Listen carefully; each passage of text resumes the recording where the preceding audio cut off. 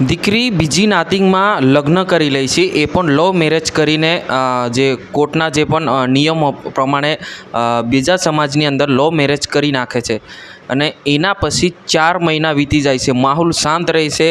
અચાનક એવું કંઈક બને છે, આ સાંભળીને તમે પણ ધ્રુજી જશો. નમસ્કાર મિત્રો, વિડીયોમાં તમારું સ્વાગત છે. વિડીયોને અંત સુધી જોજો અને આપણી ચેનલ પર નવા હો તો ચેનલને સબસ્ક્રાઈબ કરીને લાઇક કરી નાખજો.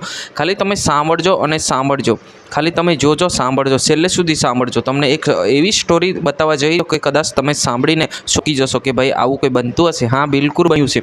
હવે વાત કંઈ એવી છે કે એક દીકરી એમના ગમતા છોકરા જોડે લવ મેરેજ કરેલી છે.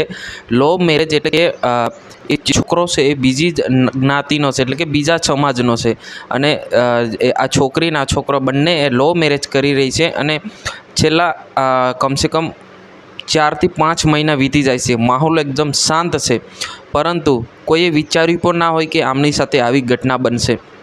દીકરીના જ પિતા એટલે કે દીકરીના જ બાપા, દીકરીના જ પિતાએ દીકરીની જ હત્યા કરી નાખી.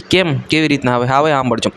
એમ કંઈક એવો બનાવ બને છે કે 4 મહિના વીતી જાય છે અને 4 મહિના પછી આ દીકરી ઘરે આવે છે. ઘરે એટલા માટે આવે છે કે ભાઈ કે ખાલી આંટો મારીને હું કે મારા ઘરે જઈને આંટો મારીને હું પાછી કે આવતી રહીશ.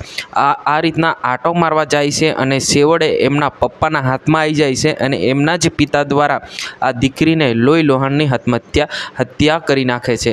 હવે તમે વિચાર કરો ભાઈ, આવું પણ બનતું હોય છે કે 4 મહિના વીત્યા પછી પોતાની જ દીકરીએ બાપે દીકરીને મોતને ઘાટે ઉતારી દીધા. હવે તમારે શું કહેવું છે? જરૂર કમેન્ટ કરીને બતાવજો અને આપણી આ જે વિડીયો જે છે એ તમામ વોટ્સએપ ગ્રુપમાં શેર કરવાનું ભૂલતા નહીં. અને આપણે ઇન્સ્ટાગ્રામ આઈડી પણ ચાલુ છે, એને પર જરૂરથી ફોલો કરજો. આજની વિડીયોની અંદર બસ આટલું. તાત્કાલિક આપણે નવા વિડીયોમાં મળીશું. જય હિન્દ, વંદે માતરમ.